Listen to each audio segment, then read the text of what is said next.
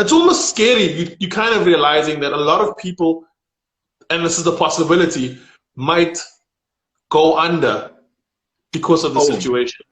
A lot of people have, past tense, gone under. Wow. You might not know about it just yet, but you will soon enough. And Sure. the truth of the matter, and you know, yes, this is the one time in the universe where you can go into liquidation or into bankruptcy with some kind of, I won't say smile on your face, but with some kind of pat on your back. It's like, hey, bruh, it wasn't your fault, man. Yeah. But that doesn't help you out of the financial tsunami that's going to hit us in a short bit, bro. A lot of us have not really understood what's going to happen. But the normality we think of as normal does not exist anymore, bro. A lot of us are still waiting to get back to normal. The restaurant that you'll be frequented, or the comedy club, or a lot of them just won't be there anymore. Welcome to the Carvin H Goldstone Show. I'm showing off today. I'm showing off that I have gin and tonic left at this stage, bro. The day before, officially the day before, you were allowed to buy some more tomorrow. Is that your last? That's the last. That's probably the last gin and tonic in the country, my friend. You look like you had a haircut too. My bro, I have, you know when I know I need a haircut is when people see me in Cape Town and go, Mark Lottering, I'm like, I need a haircut. Too much. Oh, Cuddy. I just had one. You know, don't tell anybody, but I got my missus to you know, I instructed her in places, but I survived. Thanks. Because you look like you have a young fade. I kind of just went with it all off. It's grown a bit now, but there's no time for that. Thing going there, young man. I think you're doing all right, bro. You know? Yeah, I've knocked a few years off. For good behavior, I'm assuming, yeah. Yeah. Anyway, so for those of you watching, welcome. My name is Carvin H Goldstone, and my guest today is Kurt Schoonraad. Some of you might recognize him. He's one of the most recognizable faces in South African comedy or TV, because he's just got a face like no one else, and he's got a face that you never forget. And Kurt, you probably don't know this, but you were one of the first comics I ever saw. I was probably like 14 or 15, and every Sunday my dad and I would go to church, and then after church we'd come back and we'd watch Comedy Showcase. Yes. I remember that, too. That was, you know, that was in my opinion, the heyday of South African comedy. You know, that was the start of what we know as South African comedy right now. And bro, we were running by the seat of our pants, dude. I'm talking about, I had a gig every 20 minutes, guy. It was like that. Stand-up comedy, okay, maybe not that bad, but stand-up comedy was very popular. We were doing 2-3 gigs a day at some stage. Comedy Warehouse, where we shot Comedy Showcase, it was an 800-seater, bro. On a Tuesday night when we shot, it was packed to the rafters. You couldn't put anyone else in there. It was some of the best stand-up stuff I've ever got to do, bro. It was fun. It was phenomenal. Do you think that the novelty of it was the reason it was so successful, or was there also like quite good quality, even though it was that early on in the game? I think, you know, we got out of the starting blocks in a very special way, in that comedy is a pain-based thing, man. You know, I've never seen really good comics come from privileged backgrounds, my bro. There's a pain attached to it, dude. You've got to live through it. You've got to look at the pain from a certain angle to actually click the comedy. We came from that. We were blessed that way. I mean, you very seldom get an argument for what we came from, but it was perfect for stand-up. We had a lot to say. We had a lot of cultures to draw from. We had so much to talk about. We were like the 8-year-olds at the 10-year-old birthday party, my bro. We just wanted in on the game. We were part of everything. And the rest of the world were also quite interested to find out a little more about us. And I think we made a fantastic connection at the time. You know, we went from no stand-up comedy to the Smirnoff Comedy Festival, just to give you some kind of perspective. It was from nothing to world-class in a flash.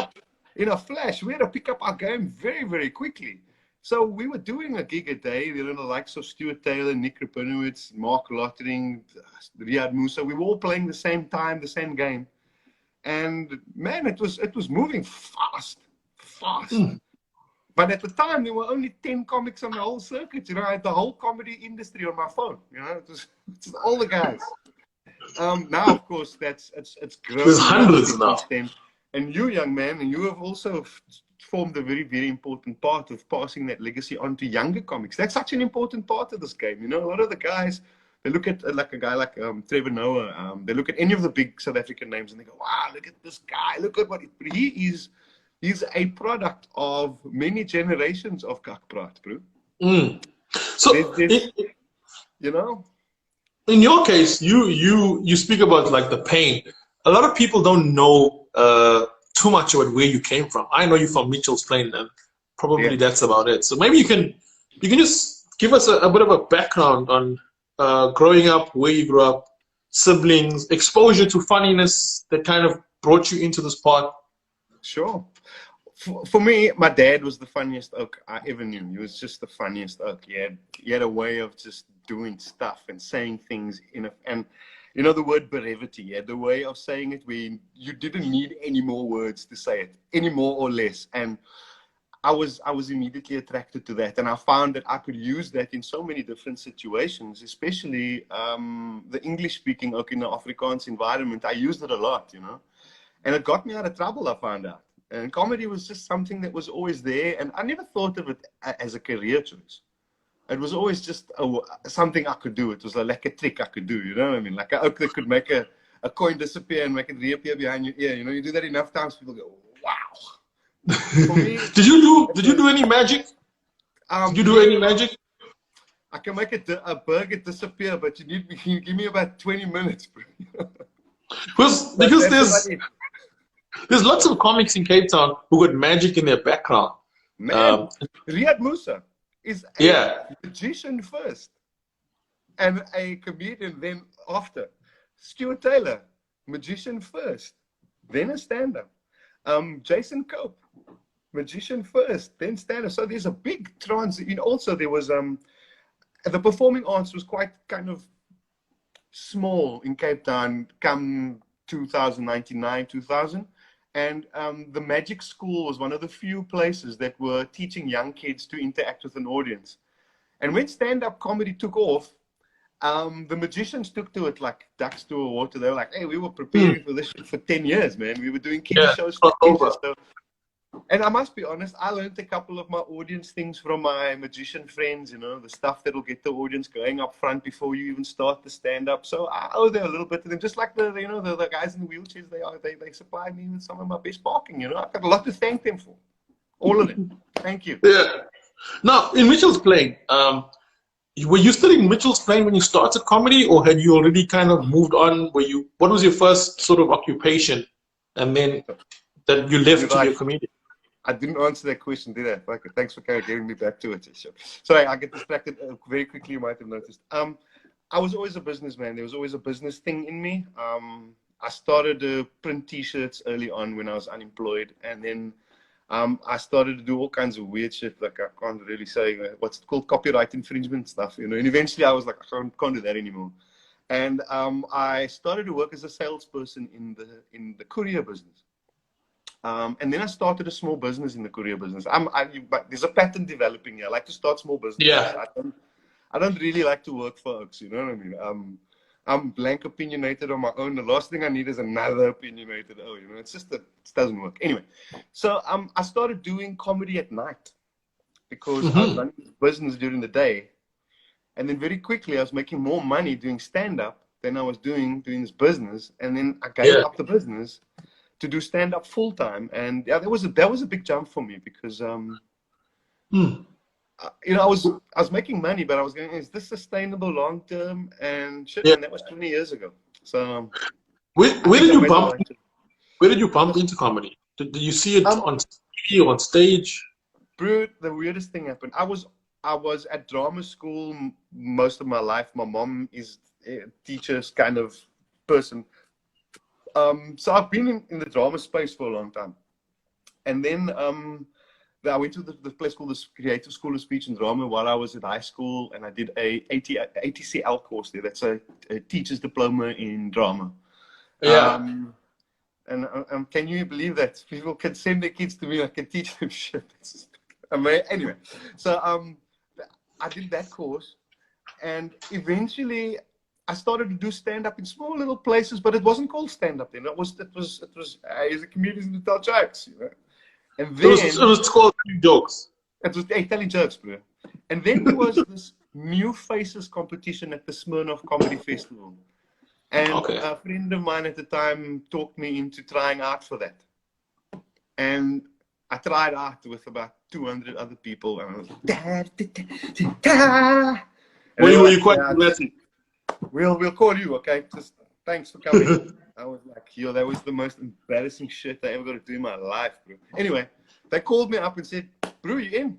I'm like, okay. Prepare 10 minutes. And, bro, I ran at the Baxter at the New Faces stage. I need to point out, at the audition, there were 3 judges. The one was Eddie Kazar, the one was Sam Hendrickse, and there was another third other person over there. But you know those 2 other names ended up being big promoters in the comedy business. So my audition was in front of those folks, and it was hardcore, bro. And I thought I was particularly cuck that day. Anyway, I managed to get in. My agent came to see the show one night and gave me a card and went, if you want to continue doing stand-up, we're playing at a place called the Armchair Theatre. Come and play with us. We've got some other comedians, Mark Lottering, the other guy's called Riyad Musa, and the other one's called so-and-so and so-and-so, and Stuart Taylor. And back then, David Cowell was also with us. David Cowell. Lived in Cape Town. Kagiso Letiga. They were all in our same group. They were all in Cape Town. And I showed up there, bro. Paul Snodgrass was the headliner back then. And I was the open micer. So I remember coming in there. Bro, you want to hear some history before I even go to the Armchair Theatre. Riyad Musa, Dave Levinson, and Paul Snodgrass had a show called Paracomics. And it was the whole theme around the medical and comedy thing. Right? You know what the sound guy and the lighting guy was on that show? That ran for 3 weeks with the Cape Comedy Collective. It was Stuart Taylor and myself. I did light, Stuart did sound. You weren't performing full on at that time, you were just messing around. We were just messing around. Yeah. So, but if you look back at the history of what has happened 20 years down the line, the sound and the lighting guy arguably became 2 of the most pivotal parts of South African comedy for that 20 years. Little did we know that we were going to be part of that. You know, I was just happy to do this. I was happy. And it just went from strength to strength, and then comedy just went from strength to strength. And then all of a sudden, the press started to interview us, and we were considered to be like quite serious performers. I was like, I hope how did the theatre community respond to that? Because you know there's always this battle between the theatre community and the stand-ups. Because stand-ups almost like fast food. Theatre, you have to take a long time to prepare your stuff and practice, and then when audiences turn up, hundreds and hundreds turn up to eat this fast food. And sometimes, I remember when I started the theatre, people would be a little bit like, this is not real performance kind of thing. What was that? And Cape Town being what it was? There was a lot of envy, I think, from the theatre community, from the thespian community. You know? They didn't say it out loud, but I felt there was a lot of envy because there were institutions like the Shakespearean Festival at the Maynardville Theatre, the Open Air Theatre in Cape Town. That's an institution that's been coming on since the 50s, you know what I mean? And all of a sudden, they were not selling tickets, but stand-ups were. Yeah. And not just selling tickets, we were selling houses out, bro, night after night. It was, and the theatre community was a little confused, I think, at first. They were like, how dare they sell out like that, you know? That's weird. It was beautiful it was fantastic to watch this whole thing develop, and I was part of it, and I was part of an amazing group of people as well, because the same group of people are now the guys, the architects of the stand-up industry as we know it today. Like I mentioned them before, Stewart, Nick, Mark, all the Cape Townian oaks that started out here. Kagiso, of course, in the filmmaking business. David Cow, and he's part of the Johannesburg side of things.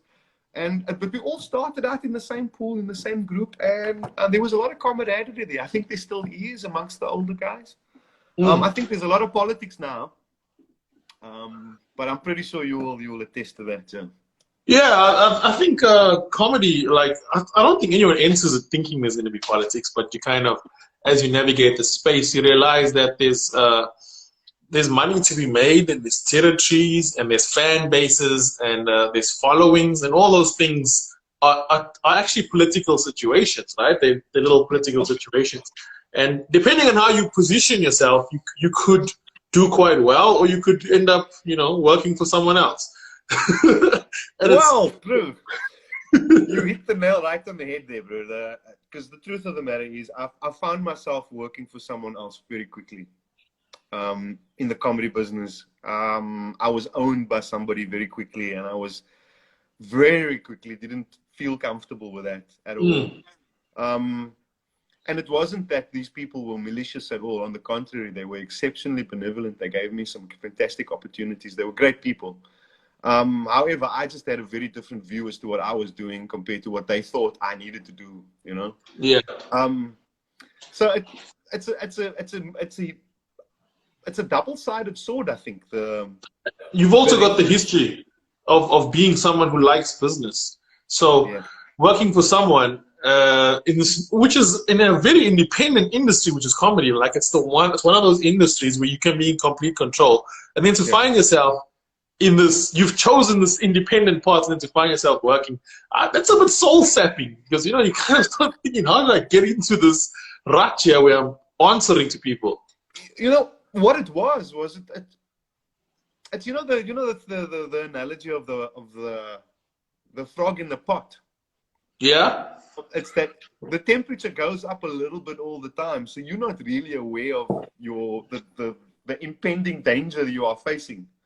Yeah. What it is I called it golden handcuffs, Doing a lot of corporates, I was earning a lot of money, but I was kind of confined to a space that I didn't want to be in a lot of the time. And then, don't get me wrong, there were times I was very comfortable with it as well, because I was earning good money. I was earning more money than I could believe I was earning at the time. And security, right? There was lots of security in that system. There was tons of security in the system. There was also a big demand and a small supply. So it was a fantastic operation to be in at the time. And it just so happened that there was a huge drive to the craft of stand-up, and that's what I was attracted to, it's the craft of the stand-up.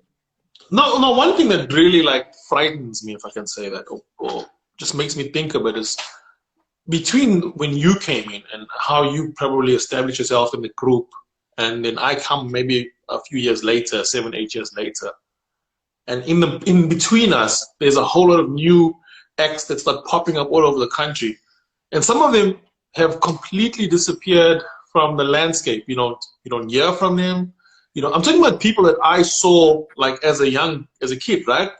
That were in the spaces and almost becoming irrelevant very, very quickly. And is that something that you guys think about? It's on and we enjoying the space now, but this might not last forever. And if we don't prepare for that, we're gonna find ourselves in trouble.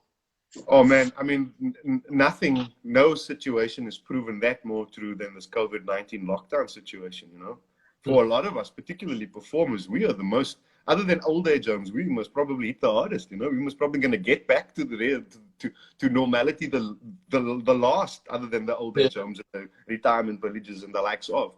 So, man, it's a tough game, and you have to prepare, When I was making, when I started out and I was making good money, I was very lucky. I had an opportunity to do things.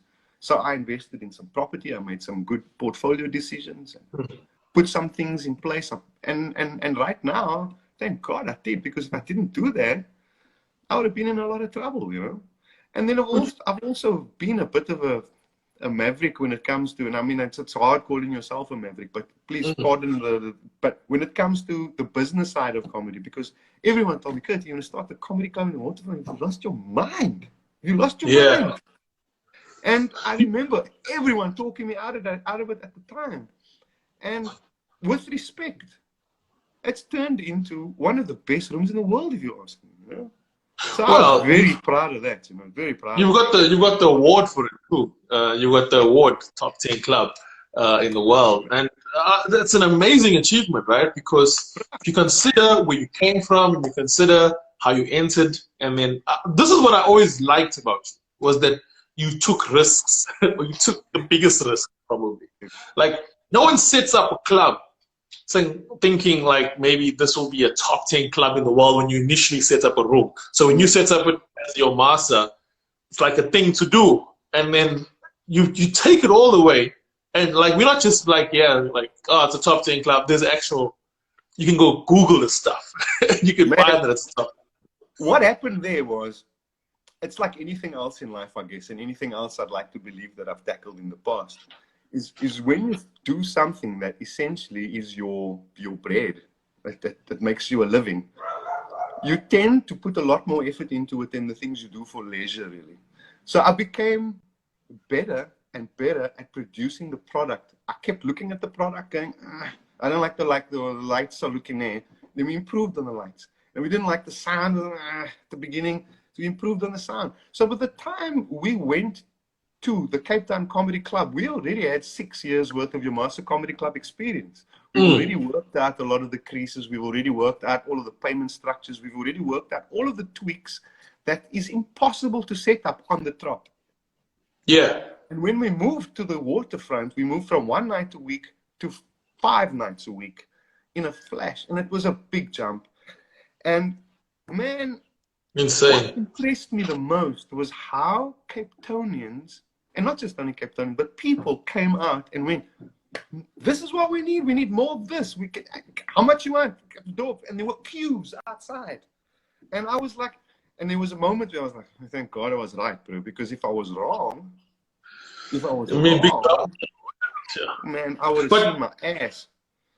The challenge of a comedy club, as opposed to now running your own career and your own brand, a comedy club, you need the buy-in of a lot of people, particularly acts. You need lots of people to kind of be on board, and you obviously, as a businessman, you need to set fees and pay structures that make the business make sense. And sometimes in Cape Town, I think in particular, the comics that were on board and those that had a problem with the pay structure, you had to kind of manage that continuously, like where people wanted more money or they had a problem with where they were positioned. I think I'm a headliner, but I'm still in support. Those sort of dynamics, how did you kind of navigate that without like destroying relationships, losing your own hair, if that makes any sense? That is required a certain the patience of a saint, if you don't mind me saying so. I've been very diplomatic in how I'm handling this, and this is arguably one of the hardest parts of the job, is promoting acts when they feel like they should be doing something else, or they should be on a rung above where they are right now. And I always tell them the same thing. If you are giving the headliner a hard time as a support act, I can't hold you back. I can't. I've got to make you a headliner, because you're going to put pressure on the headliner on my set all the time, and the headliners are going to get uncomfortable with that. So I can see the progression needs to happen, but the audience is telling me that, not you. The audience is telling me that. How they're responding to you is what I'm looking for. And sometimes when an act believes they should be a headline act, for example, and I feel they should be more of a support act and put a little more effort into it and get the audience on their side a little more, of course there's resistance. Of course there's some people that believe, hey, bro, I don't think you're seeing my set the right way here. And I'm like, maybe, but I'm watching the audience over there. Now, you got to put yourself in my position. I'm charging $150 at the door. I've got to produce a certain quality that makes them come back. I can't just put anything out there. My headline has got to be sharp, bro. You know the story, Carvin. Yeah. The host has got to be on top of his game, because we don't just have South Africans in the room either. It's one of those few rooms in the country where the whole world is in that room. On any given night, 25%, 30% of the room is from another part of the world because it's the waterfront, you know. So we can't do that Yama Brew kind of comedy anymore. We had to diversify it a little bit and make it a lot more generic, or do a little explanation here and there. And it's evolved the comedy in Cape Town immensely. It really has. And there's been some disasters over the years in terms of like that positioning, because, and I know I've had conversations with Des and yourself about acts, international acts coming in, and that's always tricky because you're almost trusting me, Carvin, as this person going to do it. And there's been a few, and Des and I have spoken about some acts that came with credentials and just sunk the whole night. Well, what it is if you have a headliner that's struggling, it stands out. You can see it. The whole show falls flat. The whole show works up towards the headliner killing it. You know how it's designed. Mm. So when the whole show is building up to this fantastic crescendo, when we're waiting for that comedy at the end, and it's very disappointing. Not only disappointing, it is a problem in that I can't continue to do that the next night and the night after that, or 5 days in a row. What I've got to do then is put that act on as a guest act the following night and see if he can recover from it, and then I do the headline set. Yeah, there's lots of ego there to kind of manage. Exactly. And you know what? I try to do it with as much love and warmth and compassion as possible, because I was also in that position, trying to get up on the game and stuff. So I don't want to, you will get a lot more from acts if you treat them like acts, like they are, each one of them entrepreneurs trying to get their business structure right. I can't possibly have them fit into mine. So what I can do, though, is tell them, hey, guy, this is how I can help you fit your business into my business. And then we make it lekker. And for 99.99% of it, that worked just fine. And there was a mutual respect. They respected my opinion on things. And I would never go, hey, listen here, bro, I think that's a cuck set. I'm like, hey, bro, maybe do a little bit of research over here, because that Starbucks reference you were using as a callback throughout your set last night, we don't really have Starbucks here, you know what I mean? It's lost. So I would replace it with Vida E, you'd have the same effect. Hypothetically, if you know what I mean. Just as a cultural reference. And sometimes it's as small as that. And the guy goes, hey, thanks for telling me, man. And then tomorrow his set's much better and I rest easy, and for the rest of the week he's the headliner again. And then sometimes it went so bad where I won't mention any names. There were comics, bro. There was one American comic who died so badly. They ran off stage and ended up under the manager's table. On the ducking, basically ducking. My bro. She was on the phone with the mom for like 3 hours.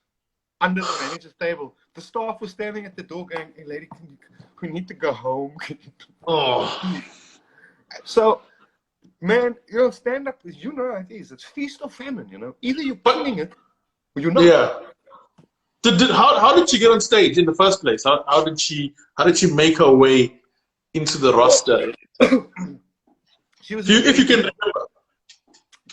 I do remember very clearly. She was an American comic, and she was working with a South African comic in some other place in the world, and that comic came to me. Shimmy Isaacs, you know Shimmy. Shimmy went, hey man, I got this other comic that I work with. She's fab. We did some stuff together. Can you put her on the lineup? I went, yeah, sure. Let's drop her on the lineup. Cool. Let's put her on as a guest. It's an unpaid slot, but she's got 15 minutes. Okay. And then she didn't do too badly. And then she came back to Cape Town a while later. And then I gave her the headline slot because I saw some stuff since. And she seemed like she was capable of handling the slot. And let's be honest, in a space like the waterfront, a fairly decent set with American accent still gives us a little bit of a headline vibe. You know what I mean? Yeah. An international feel, yeah. You know what I'm saying? We are aware of that. But man, she puts you know how it is sometimes. You put your foot on with her, you put your wrong foot on stage, and it's over. It's been She didn't come back from it. She ran off stage eventually, bro. I think the MC had to come back on and do another 10 minutes just to calm shit down. Give them value. Now exactly. you obviously when you're there, you kind of assessing the room and you're deciding, maybe I should get in here and just help this a bit, or pre-planning. Oh, sorry, bro. I just got a message come into my phone. I should have turned that off. I missed your whole question there. No, okay, cool. No, what I was saying is, obviously you watching everything unfold, right? And so you have to make a decision sometimes. Do I jump in? Do I just let this go? Especially if it's not going well early on, you can kind of see it. Okay, maybe I jump in. How do you manage yourself as a comic in a space that you own? Because it's the dream, right? And you and I have spoken about this before. That having your own space, you have an idea in the day, you go out in the night and you bang it out. But then how do you manage yourself so that you're not like taking all the spaces or you're not there all the time? No. I continue to have a very, very good team of people working with me that make sure that the acts are lined up and they're prepared and they understand what is expected of them. And they're briefed properly and all of the rest of that. Des, Catherine, among other people. There are lots of people in my team that make up that team and make that whole thing work. And I couldn't possibly do it without them. I just do a little bit of steering from where I am to make sure that I see the vision going in the right direction. And occasionally when the waterfront has a problem, I've got to go in there and, they go have a seat. And I say, no, I'm comfortable on my knees, thank you. That whole thing. But for the most part, I have a really good team that makes sure that the Cape Town Comedy Club is run squeaky clean. And I generally do a lot of the press stuff and the face stuff for it. Yeah, the face of the club. Exactly. One of the challenges, I suppose, when you're kind of putting your shows together, which is basically what you're doing week after week, you're just feeding this beast of lineups week after week. It's a never-ending thing. It's never satisfied. You do this lineup, there's another one that needs to come, and you guys work well in advance. And I suppose one of the challenges for anyone who's running any sort of gig, especially a comedy club in a city, and then you have a local group of comics that kind of feed the club, so to say, and then you have people that travel from outside in and out. And I'm a traveling comic around the world, so I know this dynamic of you arrive and you land in a paid spot, and then there's people that are from the local scene that haven't yet got a paid spot, and then I felt that animosity. I've been to countries and I can see that these guys have been waiting, and who's this person that just came from nowhere and took our place? And then animosity, they might not direct it at you as the act, but they direct it at the club, at the owner, or whoever's putting the lineup together. Bro, you don't have to speak the language to understand what's going on backstage, you know what I mean? I mean, we ran into each other at that Bangkok Comedy Festival one year. Right? And that was also a weird coincidence. I was like, Carvin Goldstone on the lineup, are you crazy? I'm Bangkok right now, bro. And I'm not on the lineup. Anyway, the point is that I think it's like anywhere else in the world, there's a hierarchy and a politic playing out in any space. And when there's people playing out and there's money to be had, it's going to happen. But you know as well as I do that all comics are not made equal, my friend. You know what I mean? Some oaks can hit the audience 6 love, and some oaks are going to work at it and trickle along with it forever. And some oaks just have a natural talent for it. I mean, who knows where it comes from, but they just know how to do it. And whatever comes out just has a funny way of coming out. And bless their cotton socks for having them. Unfortunately, we're all not made that same way. So we've got to work differently in different places to make sure that we are relevant in the market and we stay on top of our game and we're selling our product in the right place. And it's a big challenge. You know, I was telling a younger comic the other day, to be a successful comic, you've got to be a whole lot more than just a funny guy. You've got to have a certain business acumen. You've got to have a good sense of EQ, people skills. And then you've got to have a good business set as well. And then you've got to be able to put all of this together without cocking it up, you know?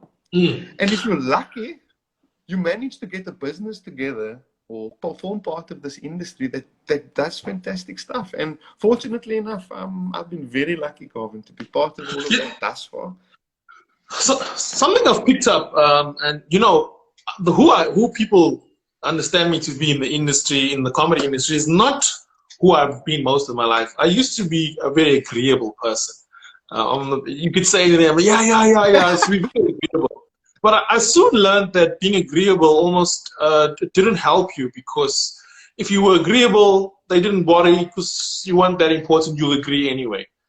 And the less agreeable I became, the more I believe that I found like progress, which is strange, because you think that the more agreeable, more people like you, the further you get. I found it quite the opposite. I found that there was an element of respect and whatever that developed when people realized that you weren't agreeable. I think in your case, how would you define your personality or your persona or your character in the general comedy industry? Is Kurt someone who's who's agreeable, or is Kurt someone who's a maverick and will do what he feels like, irrespective of what people are saying he shouldn't do? There's two Kurts. Okay. There's two Kurts.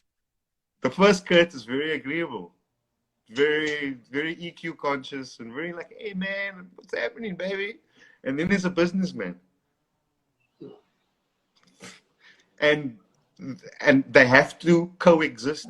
And that's, I think, what's been very fortunate for me, is that I've also had great help. My missus, just like a lot of people in this industry have their missuses. Yeah. Is that correct, Poodle? Involved. Yeah, we'll take it. And that's been a big part of it. But I've always been very agreeable in the industry, I'd like to believe. But when it comes to bold business decisions and industry stuff, I've made big, strong moves, and I think that's created a bit of, if anything else, a bit of respect, maybe even a little bit of mystery. Because mystery, right? It's like because to be out there a little bit, and people going, what the fuck are you thinking? Because even I'm going sometimes, hey, I hope I'm right there, but this feels right. And then you bang it out. And I always saw mystery. I'll tell you, you were always mysterious to me because obviously the racial dynamics of South Africa, you don't see many colored people who own things like things. And even if you do, they're usually quite far. They're not, at least in my world, a lot of them weren't touchable. Also, there's not that many colored people in Durban to kind of pull from. So the idea of, in this industry, of joined yourself owning this comedy club, and then you had the Goliaths later on with one in Johannesburg. But then in your case, owning this thing completely was mysterious. It was kind of drugs on the side. Man, it must have looked freaking mysterious and cool from the outside, but I'll tell you what, inside I was kicking myself. I was like, oh my bro, I hope I'm doing the right thing here. I hope I'm doing the right thing. And especially now, because now it's not so lekker anymore. Right now, I've had a closed shop 6-8 weeks ago. We're still trying to hold on to it. I don't know what's going to happen there, bro. It's very possible that we're going to close it down simply because I can't afford to hold them to 3 months worth of rent and salary and still come out swinging on the other side, you know? It's probably be more than 3 months. Let's be honest. Level 1 or 2 before we even see people. It's highly unlikely that we will see the other side. Highly unlikely, in all honesty. How does it make you feel as someone who's, and I've been to the Cape Town Comedy Club, and I've been to comedy clubs in most parts of the world, and when I say Cape Town Comedy Club is a top 10 comedy club in the world, it comes from actually being in other ones. The one I like the most, by the way, is the Perth Comedy Lounge, where when I was there, they asked me, do you know Kurt Schoonraad? Do you know Kurt Schoonraad? Because he did all the questions. So you've built this awesome brand, right? You've built this amazing cultural piece of Cape Town. It's on when you come in, it's on the schedule. As a tourist, what can I do? It's there. And people go to the waterfront. And let's be honest, it's not that much to do with the waterfront in terms of entertainment. But the comedy club provided you like an end to your day or an end to your evening or whatever. Yeah. And you've invested a lot of time in this. How does it make you feel knowing and thinking in this moment that this might not exist at the end of this pandemic? I think maybe I misquoted or misstated there a little. That it will exist at the end of the pandemic. It will just exist in a different way, in a different shape, in a different form, perhaps. But it will exist. We've got hundreds of thousands of followers. We've got hundreds of thousands of people over 6 or 7 years that have come through the doors and gone, put my name down here. I'm going to please tell me what's going on. And it's not some bot somewhere that you bought from some site. It is the real deal. There's too many of those fans to drop this ball now. There's too many of those people that have supported us and that have come out and paid money. So what I will do is I will give them another way to consume this product. That's all. Yeah. Okay. That's all. But obviously the waterfront itself, it's got high overheads. So that becomes less and less the space where you're going to offer us this thing as we go, less viable as we go forward. So you've already started thinking, obviously, then of maybe a new space for the Cape Town Comedy Club or a new avenue. At this stage of the game, I need to categorically state that then no decisions have been made yet. We're still trying to save what is there. Failing that, we must probably we must probably go to a smaller space where we're able to offer a product for that populace, the comedy-loving populace, no matter where they are. Because we're still in the Lonely Planet, in all of the tourist guides and so on. So people will search us out. We're also a destination venue, so they know the brand, they know the quality, and they'll come for us. And we will just take it to another space. That's all. And then we'll also make it available online. We'll adapt the medium. Sorry, we'll adapt our product to the mediums that are available. And there's lots and lots of avenues and ways to supply those followers and those fans with, I think, a good quality South African product. And I will continue to strive to do that, bro. I myself had to do a few online shows. I'm not sure if you've done any. I have. I'm afraid. But you have done? Yeah. How did you find it? Well, I've done 2. And the second one was much better because I found out what I felt was better than just doing my material. I found that changing my delivery slightly made all the difference. More conversational. More, not only more directly conversational. I would speak as if I'm speaking to a third person, like I'm speaking to the camera right now. I do my set like this. You won't believe what happened on Thursday night. I went out, and if you know what I mean, instead of going, hey, I went out on Thursday night, and this happened, and this is a lot more interactive. You won't believe what happened, and this person, and then all of a sudden, I can also use props. So I'm doing a set about my missus. I tell my missus, I think when I throw it like this, then you throw the pillow at my head, okay? So I go, it's my missus. What does she know? What does she know? So, small things like that, bro. You're able now to layer your comedy with something else other than your material. Wow. They want to see a couple of things I never thought about. They want to see your house. They want to see your wife. They want to see your kid. They want to see where you park your car. They want to see your shoes. Are you showing them this stuff? Sometimes. And they want to see you in an environment you're completely comfortable in. They don't want to see you in a suit and a mic stand. So the one show I did in slippers, bro, a gown, and a cup of coffee. Like and you just performed like that? Bro, and you know what? It was one of the best shows I did in a long time. This was the second show because people were interacting, and I stopped the material, and I was like, John, those are slippers I'm wearing. Thanks, bro. Thanks for noticing. Some crowd work. Crowd work, bro. So what it is what we'll do is some of us will adapt to this, and some of us will invest some time, money, energy in making the medium viable for people to consume, and we'll try and monetize it. And there are others that will just go, it's too much for me. And then... Yeah. Because I think for a lot of people also who and this is an interesting thing, right? When this all started happening, I personally started assessing where's the biggest impact going to be felt.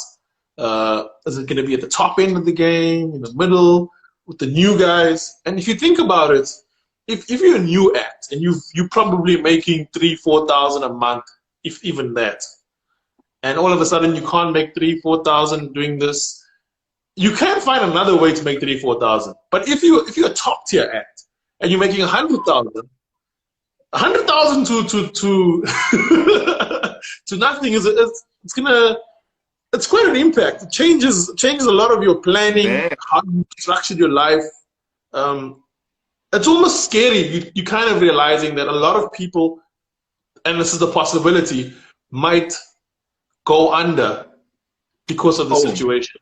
A lot of people have, past tense, gone under.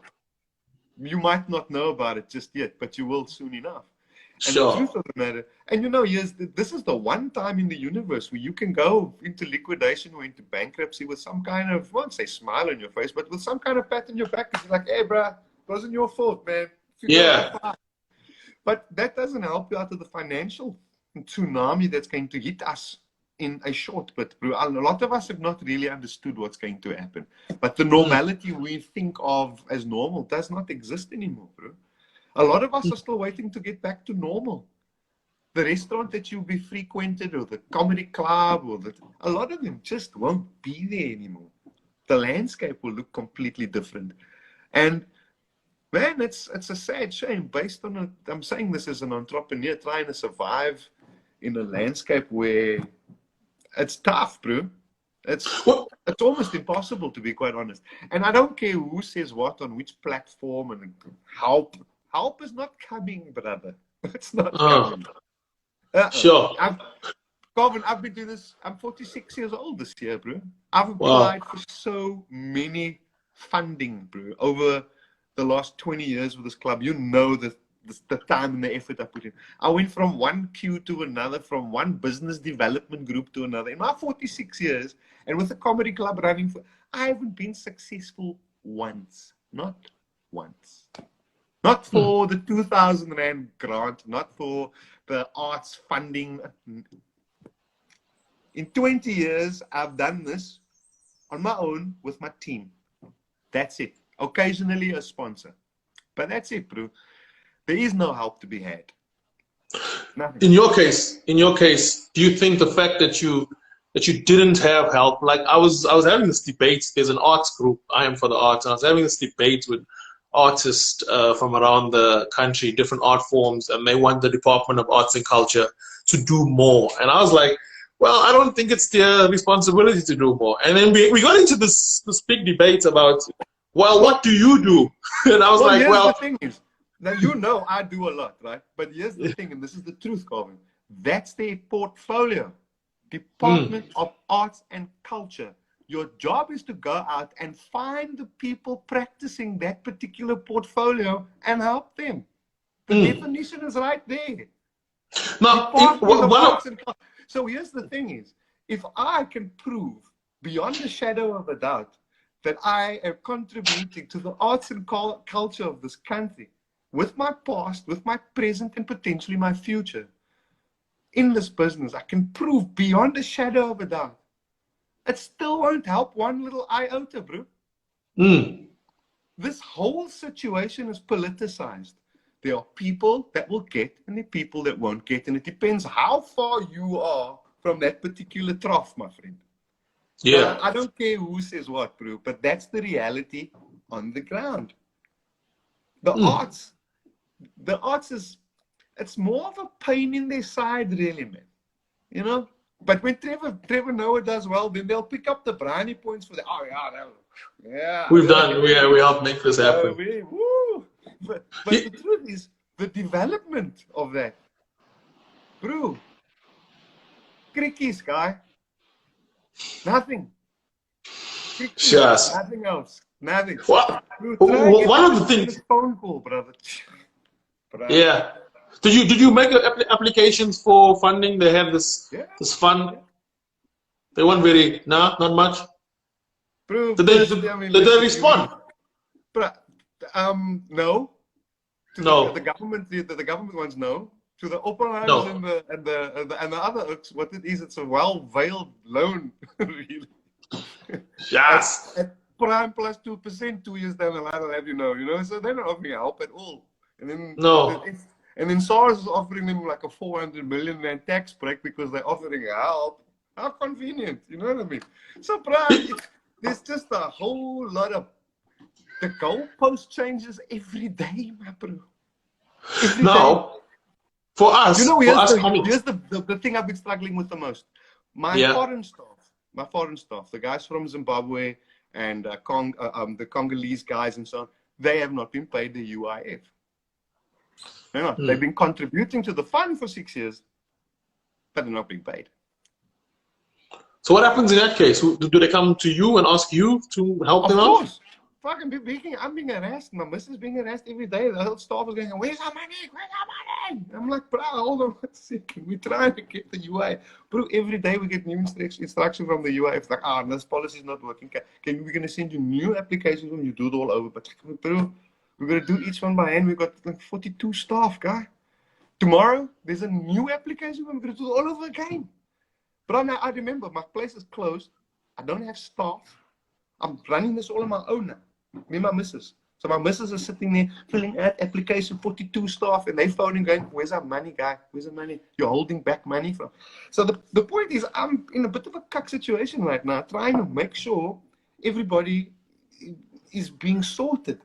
And unfortunately, I've taken up that responsibility spot, you know, so I'm going to have to fix the music on this one. But it's unfair, my bro. You know, we try our best, yeah, and you know, I'm fully compliant. I pay my taxes, I do all of my stuff, you know. But yes, bro, it's hard.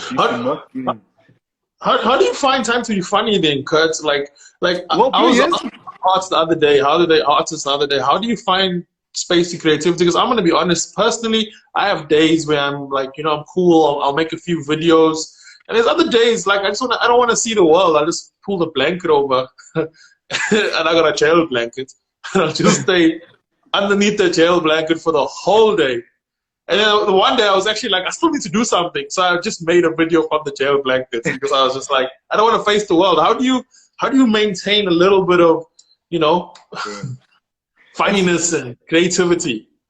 Comedy is my therapy, bro. All of this is just a big fancy way for me to get more stage time.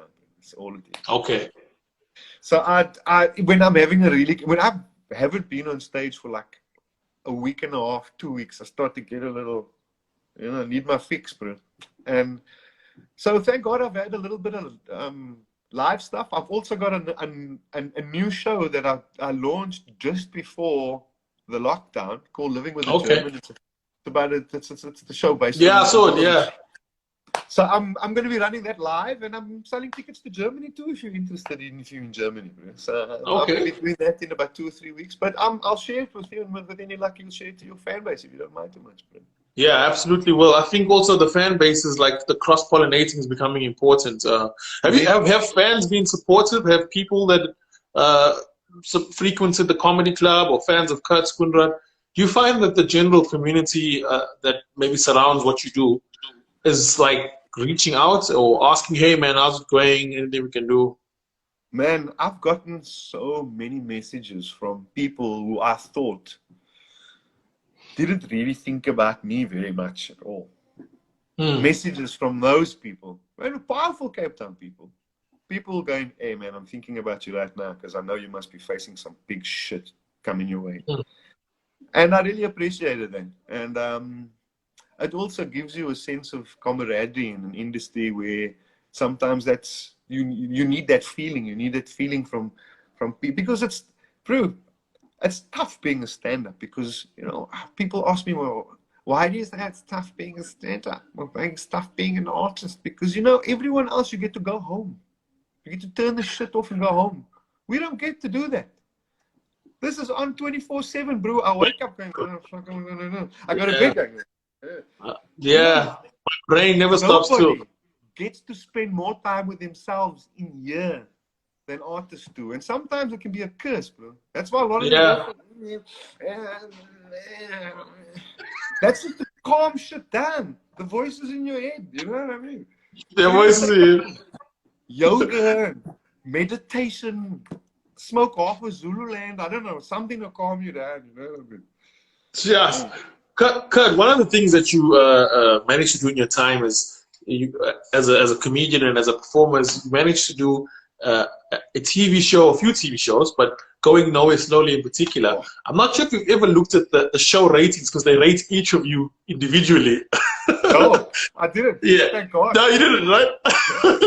So is it Ian Roberts who's on the show? He's got like you're the second highest out of the whole team. Wow. Didn't know that. People watching it. And you've also, one of the first times I didn't know that you acted in movies until I saw Scheme. Yeah, and it was like, it was crazy. It was crazy to watch this movie because you were like acting as yourself. That's exactly what they wanted from me. I mean, are you sure I can do like other things? I mean, no, do you.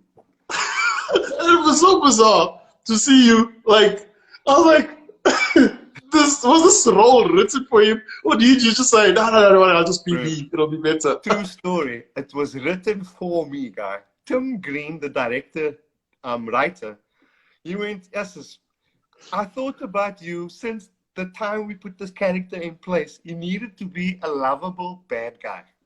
You know? Oak you could empathize with, but he's clearly an idiot gangster, you know. But you could go, you know, I could have ended up being there too, you know. And so he kept on telling me throughout this process, hey, I'm going to roll for you. I went like, yeah, sure, no problem. Like, yeah, because I've been promised it before, you know. Like, yeah, sure. Then eventually he phoned me up. He went, okay, we on, let's go. Can you shoot? We're going to need you for a month. Because it's like quite one of the leads. I was like, you know that I'm a stand-up, eh? Busy. He went, yeah. Busy. He went, you do you, I do me, we'll be fine. And he ended up being a fantastic director, bro. And that movie, what most people in South Africa don't is that movie did very, very well overseas. It did very well. In fact, it did so well that there was a African filmmaker who copied it, bro. Verbatim, dude. Just change the characters. Every word. Someone sent me a link once. I was like, what the fuck? You know, there's parts of the movie when I was completely improvising. Bro, it was in that movie. The weirdest shit. But there it was. There it was. You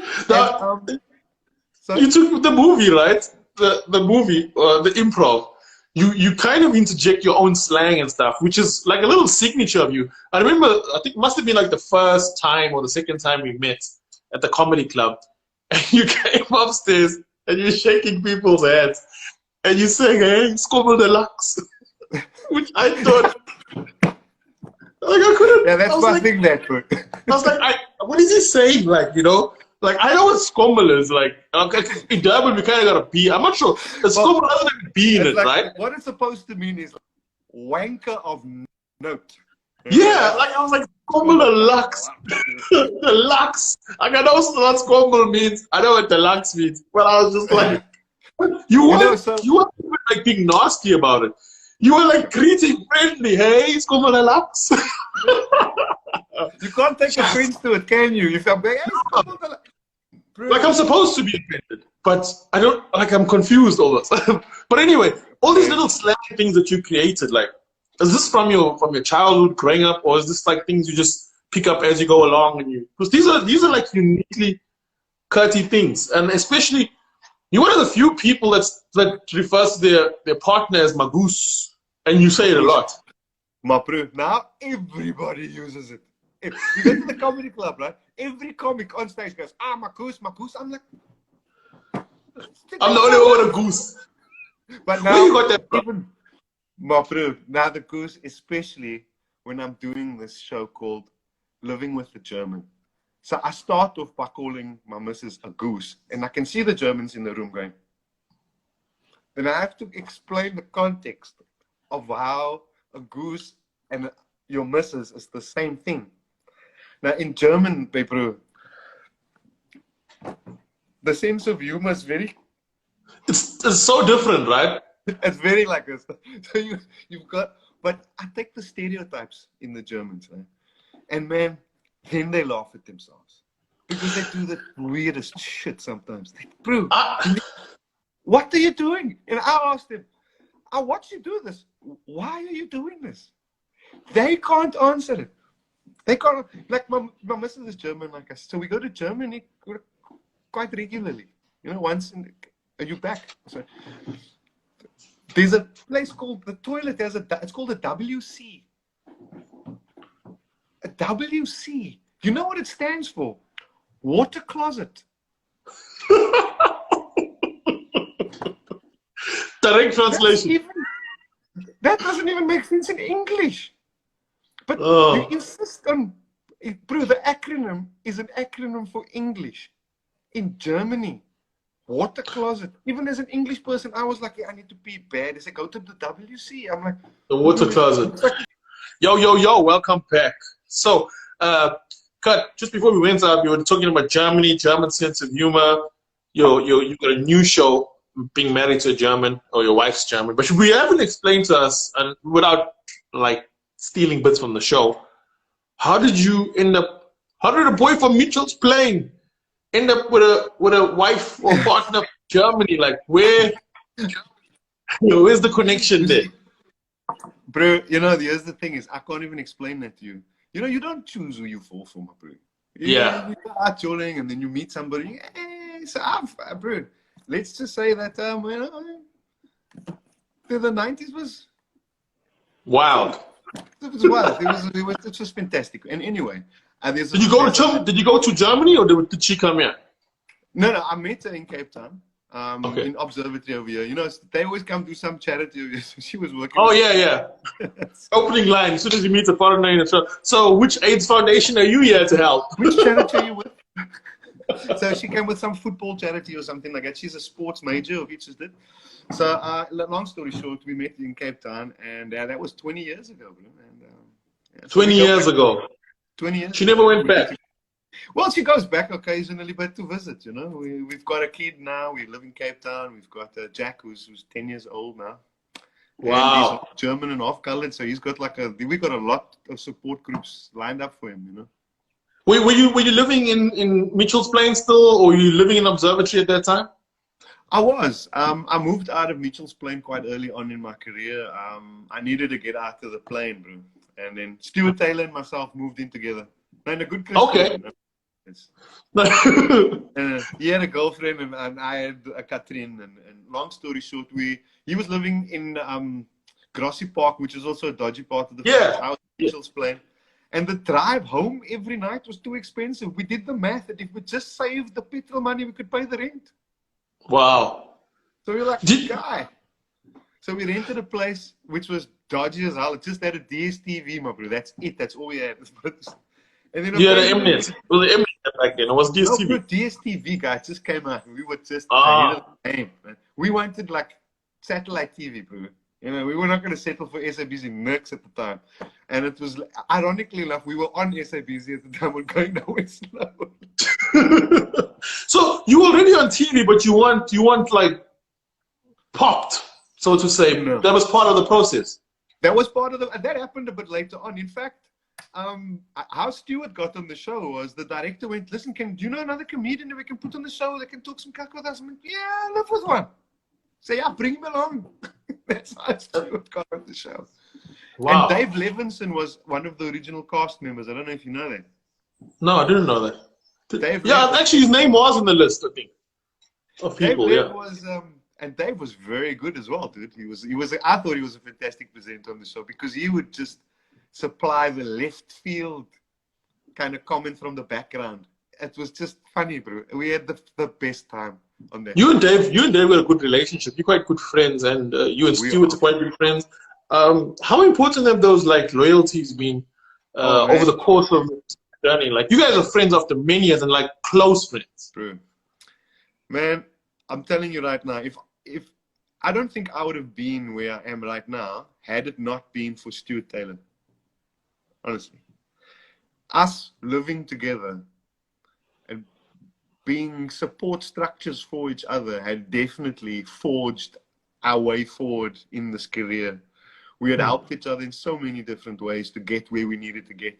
Dave, pretty much the same thing too. You know, Dave's always been a good sounding board for me. I also respect him as a comedian. I think he's one of the best acts in the world, you know. Bro, I've had the pleasure of opening up for some of the best acts in the world, from Paulie Shaw to Russell Peters and a couple in between over there. And on a good night, Dave will kick their asses, bro. Really? And Dave's also one of those people who's he's found himself in the industry, but also on the outside of the industry. So he's not too involved in the politics. So he's managed to maintain, like, what can I call it, a respectability for everyone who's looking at, like, you think of Dave, you think of him in a respectable way. You don't ever think of him as like a dick or controversial. He's one of those people that you're like happy that he's around. Yeah. And he's arguably, you know, once on a good day, I mean, I have not heard Dave do the same piece of material the same way twice. Yeah. You know, watch Dave on stage. You will notice that all the comics are watching. All the comics are. Because they're learning, bro. They boom, boom, boom, boom, boom, boom, boom. He'll set up a story at the beginning and then he'll call it back 4 times and wrap it up at the end. I don't know how he does it. You know, Billy Connolly used to do that too. I'm like, that's genius shit, that, man. Really, it's very, very good quality stuff. And when it's put together and you witness it, you're like, wow, that's good, bro. One of the sad parts about the industry is that, or what we do is that, talent doesn't always equate to success in our game, and that's a tough one, right? Man, you have hit the nail right on the head there. Now, I have been a big protester of putting acts in the wrong places before their time based on a political situation. And I've seen it happen many, many, many times where acts are guided to the front of the queue because they serve a political purpose to a certain group of people. And as the producer of the show, sometimes they go, Kurt, I want you to put this act on the bill. I'm like, nah, guy, no. That act's not ready for that stage yet. It's too big. And they go, no. We insist. I'm like, okay, then you do the show. You don't get to choose my lineup for me, but no offense. And it wasn't done like this. It was like, so with respect, you know, he's going to die in his ass. He's not ready for that. And you know what I'm talking about, Carvin. When you put an act up on stage that's been doing it for 4 or 5 months, he's had 1 or 2 maybe good sets. And they put him in front of 4,000 or 5,000 people. Bro, it's a very, very lonely place out there. And that 5 minutes can feel like a month, bro. It destroys that act's confidence. That act, as good as he is, as much potential as he has, a lot of them will never recover from it. Yeah, it kills you. I know I've seen it many times. People that I thought were talented just disappeared. Talented people disappeared because it was too much too soon. Now, Kurt, before we kind of get out into the car section, maybe just one last thing. People like myself, or maybe yourself, that have developed a bit of a following over time, and we might weather the storm, right? We might get through this, and on the other side, you've pointed out, you've got all those the huge database. You still might have something to work with. But for a lot of the newer acts, this is like a very confusing time. Do you still even call yourself a comedian when you're not on stage? Oh, man, because what has happened is for all intents and purposes, our industry has disappeared over a period of 4 weeks. It now no longer exists. Whatever comes after this is something we'll build from fresh or from new. Yeah. But for all intents and purposes, what we had before, it doesn't exist.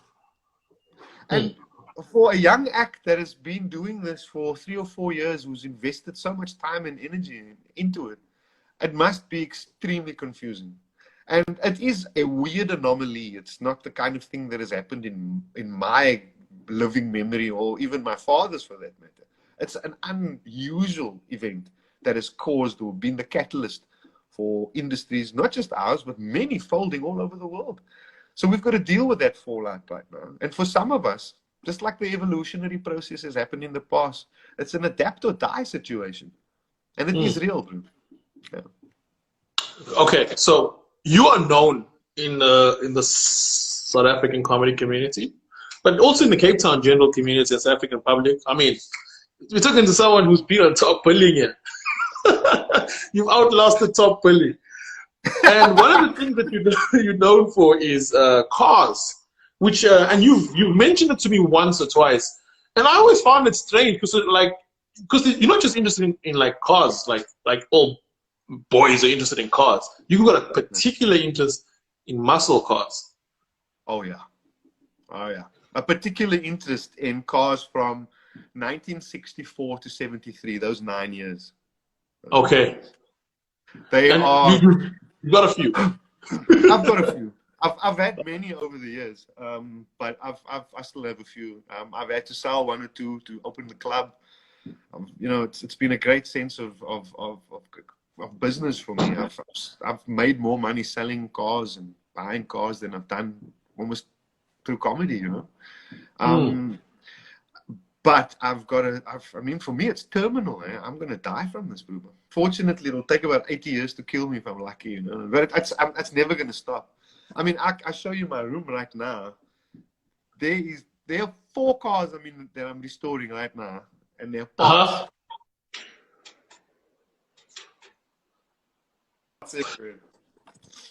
Chick here. Right. So, the top 5. If I'm not working, that's what I'm doing. I'm looking for parts, or I'm trying to source parts for other guys who. I've become very well known in my community for finding rare parts that no one else can find. So Oh, okay. Which is a big problem. Shake him with loose. The parts. And it's because I've restored 1 or 2 cars where the guys went, listen, you're never going to find those parts. I'm like, watch me, bro. You're a man who loves cars, loves muscle cars. Can you give me your top 5 muscle cars? Your top 5. These are the 5 that you've either you dream of owning, or maybe you've owned them already, and just what makes each one special. I just want to overlay that. Sure. All right. Wow, that's quite a. Let me see if I can get through that already. Okay. As far as I'm concerned, 55 Chevy. Even though it's not in that 9 years, I still consider it a muscle car. It was in the same range. 1955 was the first year Chevrolet produced a small block Chevy motor that went on to become the standard today. Long story short, the 55 Chevy, because of its historical value. I own one, thank God, a 2-door. Very, very rich. Wow. You still got it? I still have it, yeah. A 67 Camaro. It's the Chevrolet's response to the Ford Mustang. And in my opinion, they just took it to another level, man. They just took, okay, we want to take the Mustang out, my guy. And they put in one groot motor, they shoehorned it in there. And now everybody tries to compete against that. So 67 Chevy Camaro, I'm restoring one as we speak. I found one. That's the rarest of the rare. Anyway, I ate a 1980 Trans Am. Oh, yeah? Smokey and the Bandit. You remember the with the big gold? I had a neighbor from America who owned one in Newlands East. A black one. It was Joe. It was the... Like a Trans Am, when you can't not look. You have to stop what you're doing. So I've got a black Trans Am as well with that gold. Wow. And then I also own a very, very rare car called the Studebaker Hawk. It's a brand, Studebaker. They were not part of any of the big American brands. They were an independent brand. And they had produced something that was outstanding. And I wanted one since I was 5, and I managed to find one. And that one's we're just about finishing that car off right now. And then I also own a, let me see what else is that. A 33 Ford. I own a 33 Ford, which is a 3-window coupe. It's a business coupe, and that's also a very special car. And then I own a split-window Beetle from 1952. You know, the small split window. I own one of those. You still have one too? You still got that 52 Beetle? That one's standing in that one I drive, bro. That one's standing in the drive. That's you get around. I get around in that, yeah. Sure. How does the law affect you now with the left-hand drives?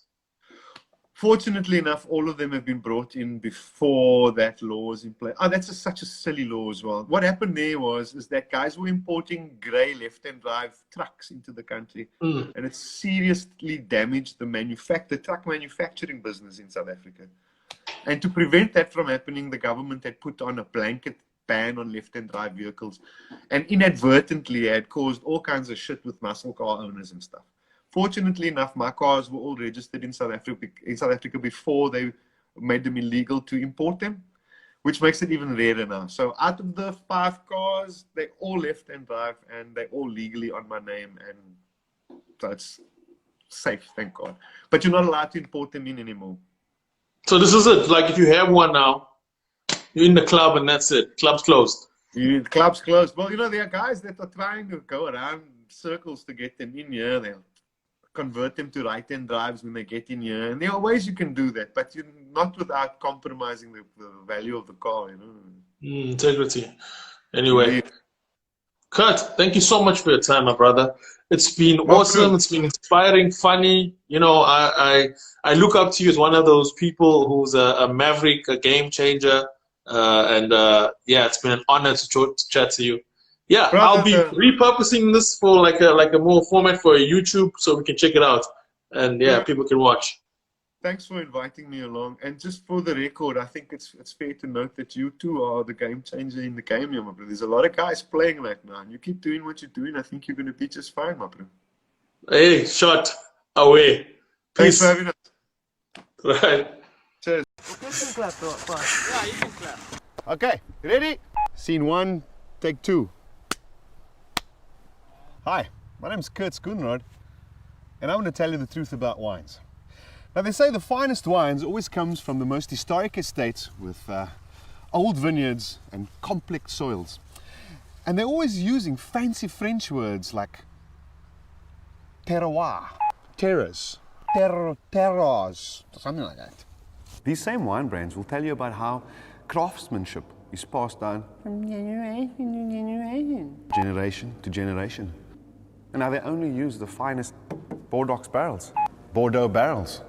And of course, you need a pulley-uppy thingy like this to make sure that. Cheers. And they'd want you to taste these wines properly as to get the softness of the flavor. And of course, to maintain a lingering bouquet, they're going to need you to sniff, snip their pet, sniff, swirl, and spit. What's wrong with swallow?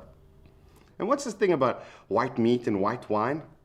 Siraj loves pinotage. Chicken loves pinotage pinotage as much as you do. You can even put ice in your wine. This is Africa. Gets hot here, bro. There's only one rule to drinking a bottle of Tall Horse. And that is that you gotta enjoy it, bro. Cut? That's perfect.